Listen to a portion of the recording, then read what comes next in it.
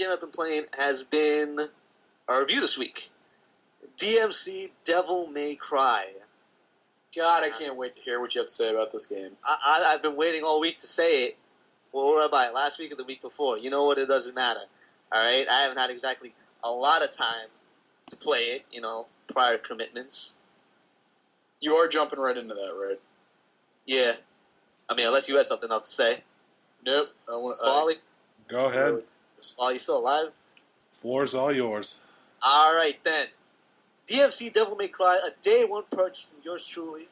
And if you know me, you know I don't buy games day one. I mean, Borderlands, Gears of War, that's it. Nothing else. I haven't said anything about it. I've been saying it for this podcast. Y'all finally going to get to hear it. And basically, I really liked it. Yeah, I can't believe you've been silent this long. I know. Imagine me silent. Right. Not a peep. Not a peep. Nothing on Voxer. But you know what? It's because there's so much shit surrounding this game. You know what I'm saying? From the Capcom fanboys who really need to get the sand out of their vaginas, who are ripping this thing before it even came out. If you go to Metacritic right now, you will see the average user score is about a 4. That's ridiculous. And this is just from a giant army of Capcom fanboys who have no prior reviews, just faking accounts, just to shit all over this game. And I'm guessing a good portion of them haven't even played it. All right, and at this end of the spectrum, you got the critics, who absolutely adore this game, almost a little too much. I mean, you got Giant Bomb, who gave it a perfect score. Did they really? I didn't even see that. They gave it 100. I saw that I thought, as of yesterday, I think Metacritic had it at an 83. 83 for the PlayStation 3 version and like an 85 for the 360 version. Wow. But yeah, like I think it only had like 2 negative reviews. Like everybody is loving this game. Some people are giving it way too much credit, particularly Giant Bomb. I mean, they just adored everything about it. And while I'm a Devil May Cry aficionado, DMC was a reboot. I wasn't really sure how to take it. They reviewed the series. Capcom gave the whole franchise over to Ninja Theory and basically asked them to do a Western take on the character. And the first screens that we saw a couple of years ago at E3 were, basically what amounted to an emo-looking Dante. Skinny dude, wife beater, black coat, black hair. This is not my Dante. You know what I'm saying? And this is basically what drove the fucking Capcom fanboys up a wall. Speaking of which, I had mentioned in the thread that I thought that it's like apparently a cutscene very early on that is like, it's basically like a kind of like, hey, it's a little note to the fanboys like, hey, why don't you calm down? This is supposed to be a fun game where he's flipping around and fighting like something, and then all of a sudden like a gray wig gets knocked up out of somewhere and ends up landing on his head. Yep. And that is hilarious. It was actually a white wig. He looks in the mirror and he says, "Not in a million years." Right, exactly. He flips it right off. I was watching the Angry Joe. Angry Joe's my boy. Shout out to him. And the Angry Joe review, and this pissed him off immensely. I personally loved it. I thought it was funny as fuck. It's kind of like a little jab to the fanboys who were just hating on this thing, on the entire game, just because, they have their own vision on what an iconic character is supposed to look like. And I got to give major props to Ninja Theory for, staying with their vision and basically just not kowtowing to a vocal minority. You know what I'm saying? They stay to their vision, and at the end of the game, it all comes full circle. Without any spoilers, I'm just going to lay that out there. So this is like just another... Has Ninja Theory made a game that has not been good? I mean, they made Enslaved, which I thought was a really good game. You didn't like Enslaved? It wasn't my type of game. I loved Heavenly Sword. Yeah, Heavenly Sword was awesome. I fucking love that game. Games that I got when I got my PlayStation 3. I played the shit out of that game. That game was fucking awesome. I know some people like to define it as a glorified tech demo for God of War, but it was more than that. Enslaved, I kind of felt like the narrative took over the gameplay, and it was more narrative focused than actual gameplay focused, because it was one of those games where as a platformer you couldn't fail. And in terms of combat, it wasn't really all too interesting. It was the storyline that drove that game. And to be honest, the storyline didn't really capture me enough to keep on playing it. Like, I still have it. I'll probably play it at some point, but I never... How's the, I know that Ninja Theory, like, with Enslaved and Heavenly Sword, like, their voice acting and, like, mocap is, like, top-notch. And I've also heard that in DMC... the voice acting is great. Like, what do you think about the voice acting in the game? Well, generally, they actually their new take on the story, because it's basically a retelling of the first Devil May Cry with a few twists on it. They kind of take a lot of from They Live, except instead of aliens, they have demons. Right. With the motion capture and the voice acting, they've outclassed everything that they've done on the other Devil May Cries. I mean, because with the other Devil May Cries, I mean, let's face it, story was not their strong point. Right. Yeah. The previous ones were in the same vein as like the early Resident Evils. Like it was like B movie, cheesy dialogue. So cheesy, like it was awesome. You know. Right. It's part of its charm. Right. Exactly. This one takes like a little more serious tone to it, but again, giving it to Ninja, their storyline chops and everything just comes to fruition here. And I love the story. I mean, it's not Gears of War 3 worthy. It's not the greatest story ever told. But it's a very good story. You know what I'm saying? From beginning to end, you know, it just meshes well. Because if they took story chops wise, what they have in Ninja Theory, Heavenly Sword, and in Enslaved, and they matched it with the game engine in terms of combat from the old Devil May Cry games. Right. And this is a prequel story, obviously. Well, it's a retelling. It's kind of a prequel, it's kind of not. It kind of tells you a couple of things, like how they came to be. Like, it mixes elements from Devil May Cry, the original, and Devil May Cry 3, which was a prequel to the first one. Right. It kind of gives you, like, a new take on it. It's basically an origin story. I wouldn't call it a prequel, though. Okay. Before anything, because there's not anything to be before. This is separate from the original Devil May Cry franchise. You know, storyline-wise, I really enjoyed it. You know, a couple of things at the plot points you can see coming a mile away, but it's okay. In terms of the characters, that's for Dante. I prefer my old Dante, because, like, that's what I know as far as what Dante is. That's what I grew up playing. But the new Dante, I don't think it's worth all the hate, to be honest with you. I mean, yeah, he's kind of a dick. He's not as funny as the original Dante, but, you know, he gets some of his lines every now and then. Oh, the ripping off of the Futurama Slurm plot was fucking hilarious. They basically rip off that plot point. It's still fucking hilarious, but still. I mean, it's not as charming as the other ones, but, you know, it's a new retelling. It's kind of it's more of a realistic tone. The thing I could compare it to is, I'm going to rip off the Joystick podcast for this, because I thought they made a good point. It's basically like the new Spider-Man movies compared to the old ones. It's more based in the real world. You know, the main character is kind of a dick, but you can get behind him in the end. Right. Right. What version did you get? This is a Devil May Cry game, and as the original Devil May Cry games were all PlayStation 2 exclusives, I can't play DMC on a 360. I just can't do it. So I went PlayStation 3 all the way.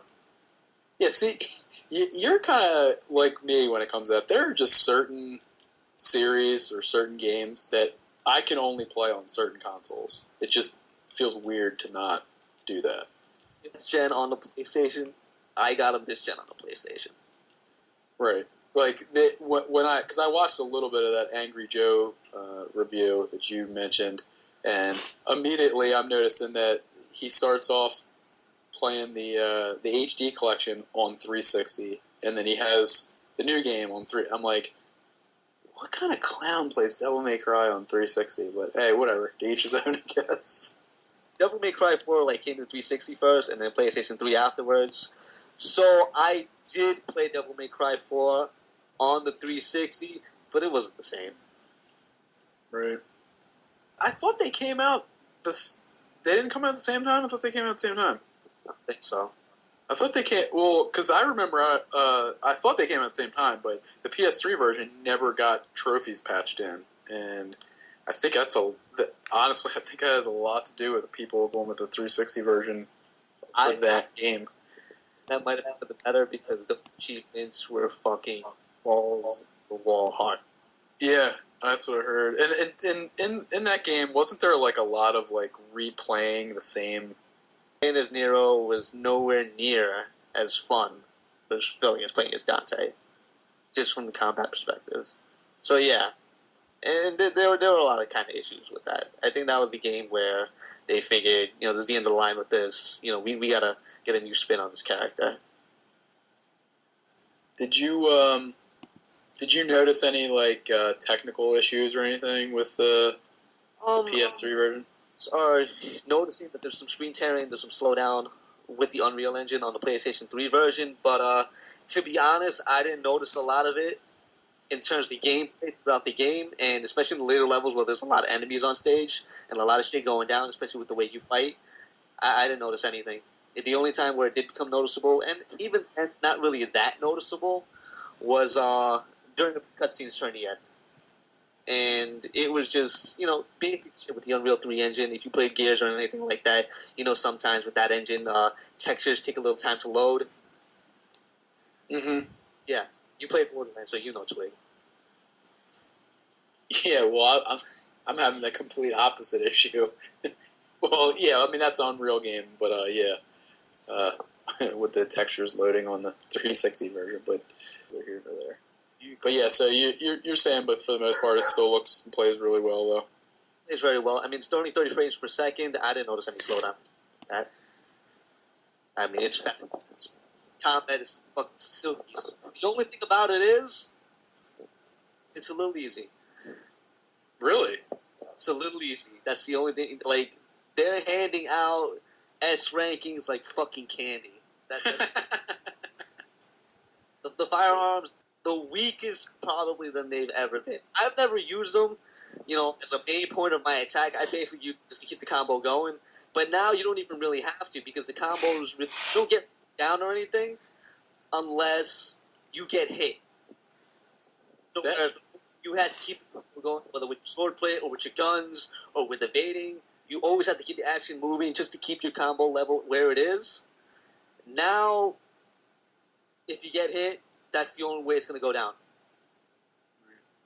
I mean, I still think, like, at least in recent memory for me, like, one of the coolest things I've seen in any game is juggling an enemy with your guns in the first Devil May Cry on PS2.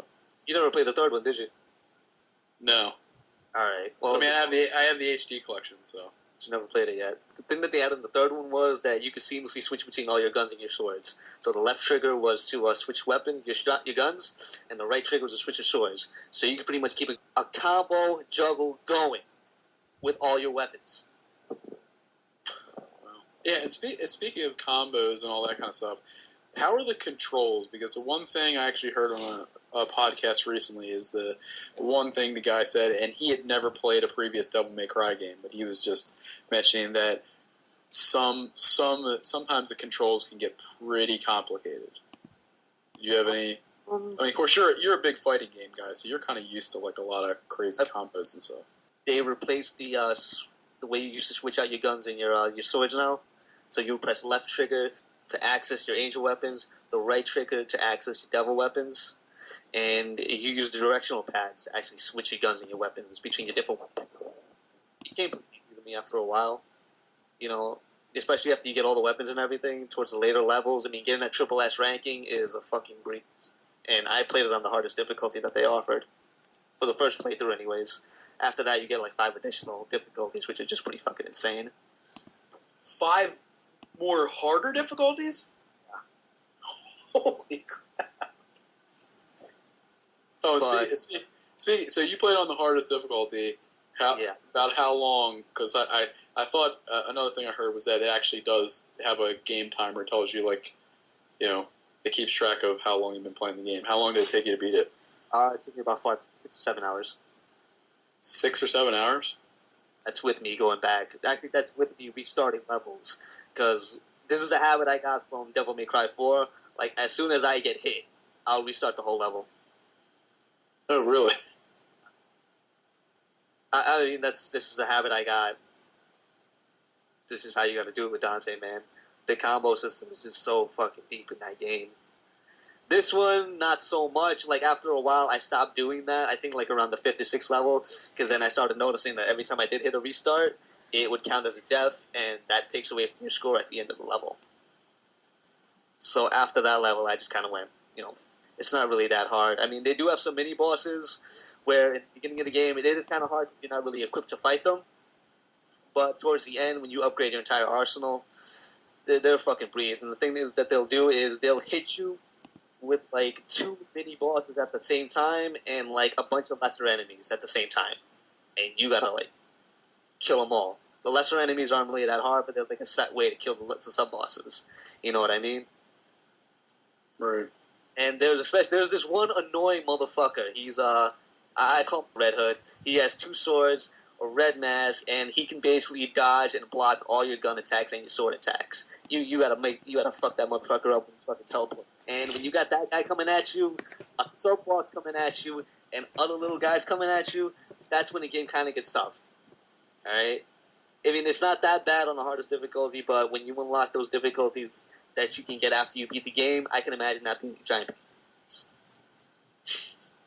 Well, like I'm saying, man, it's a pretty in-depth game. The way they retooled it, the upgrade system, especially, it's really welcoming to, like, to new users who haven't played Devil May Cry before.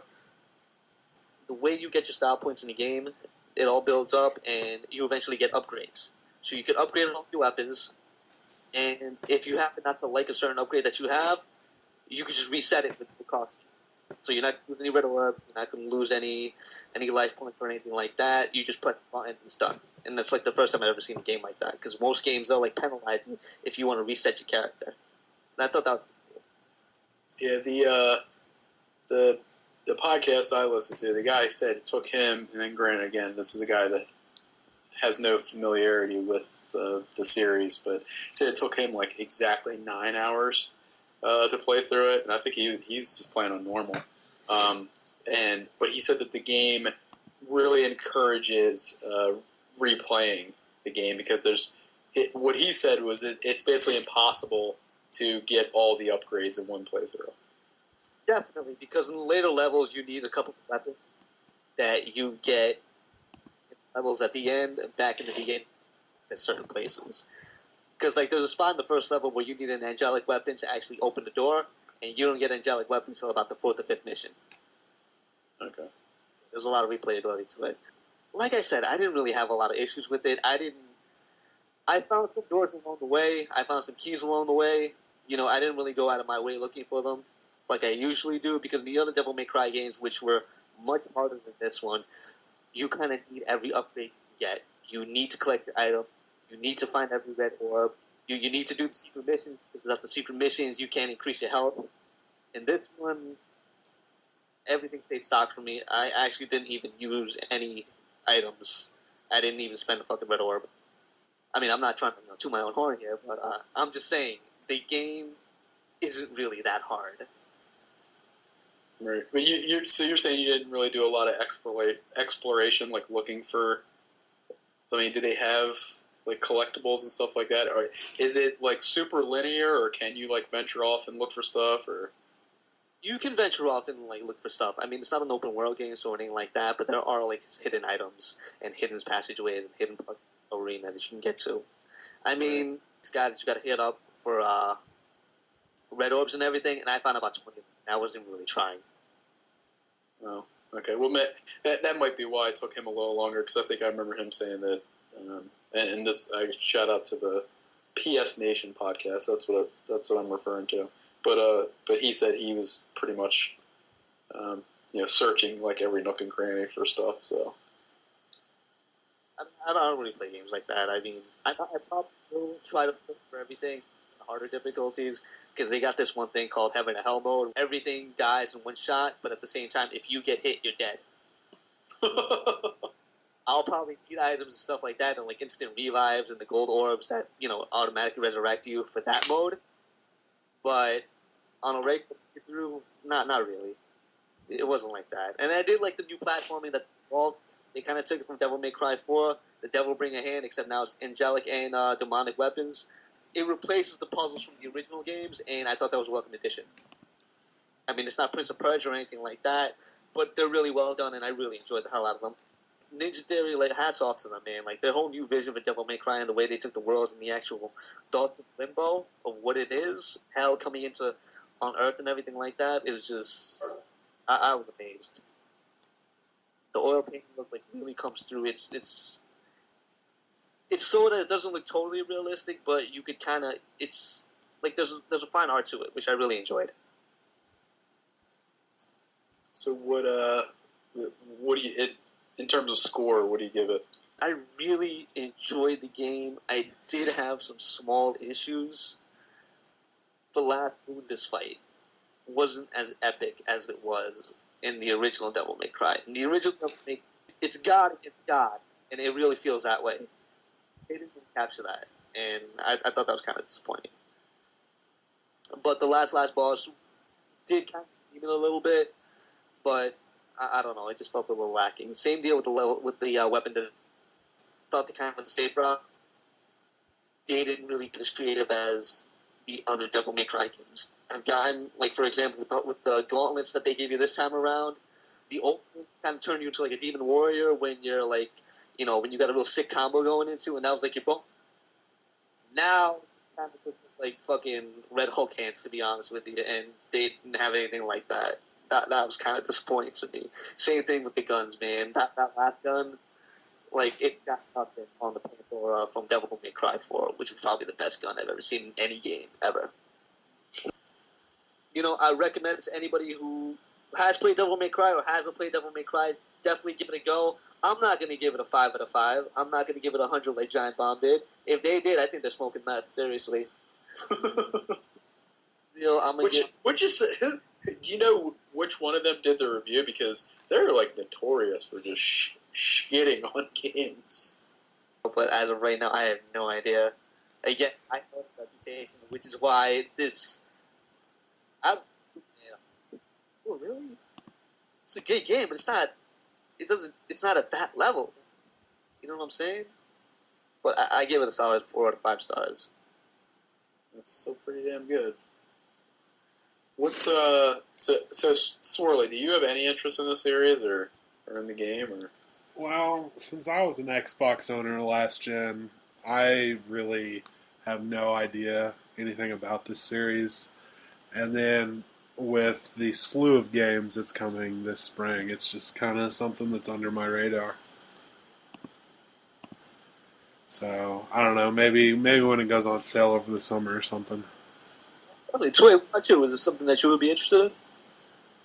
Oh, yeah, definitely. I only played through the first one on PS2, but I loved it. And I did, huge surprise, I know.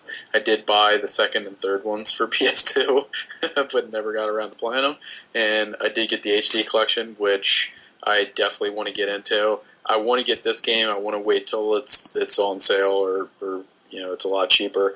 And when I do, I'm probably going to try to go through all of them, in a row. So, but yeah, I mean, I like the first game a lot, but because I'm not a fighting game guy, like it took a while to get into like just all the whole combo aspect.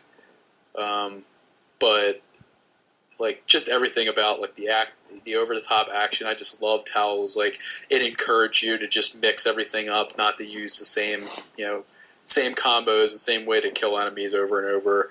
And then the constant. I guess it still does it do that in the new game where it constantly like flashes up like awesome combo and stuff like that. Like, yeah, it still does that, but it's not as apparent. Like, right out to you now. It's like in the right hand corner of the screen. But yeah, I mean, it was really old school with the way that you had these like big bosses, and like you said that they were difficult. They were it was like old school, like playing like an NES game or something in that respect. But Or Castlevania feel to them. right, I was actually going to say Castlevania, like NES Castlevania.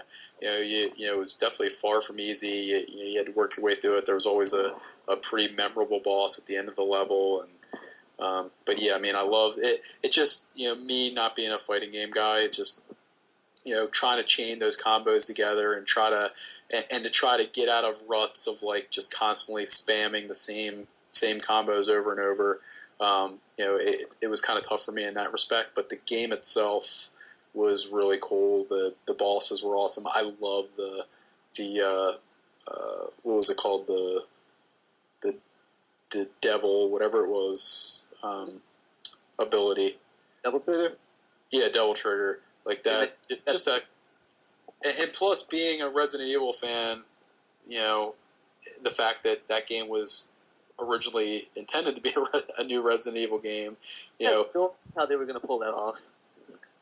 Yeah, there were just so many similarities to the RE games, with like finding gems and stuff to, unlock doors and all that kind of stuff. So, and even back then, at least with the first one, and I do remember playing a little bit of the second one, which of course everyone says it's best to just skip right past that one as far as the series is concerned. But I'm apologize for actually. right, but it had those fixed cameras and that kind of stuff like the RE game. So, but yeah, I'm definitely looking forward to get back into that with the HD trilogy, and then ultimately getting this game. And plus, it doesn't hurt that I'm definitely a big fan of Ninja Theory. So, all right, so I'm going to put it to you like this: if you're going to do it all over again, play the first one, save the third one for last, because the third one is the hardest one of the three. Skip the second one. You don't need to play it. Capcom already apologized for it. It's an abomination of a game. All right. Well, I thought the third one, when they came out with it's like the Dante's Awakening version or something like that, they made it a lot more accessible and easier to like the average players like myself as far as the series is concerned. Originally, when the first editions of Devil May Cry 3 came out to the States, the normal edition for the United States was the Japanese hard mode. All right, and that fucking insane. Because not only was the combat hard, the checkpoints in that game were really old school, to where if you died at the boss at the end of the level, you had to start all over from the beginning of the level. Holy shit. Alright?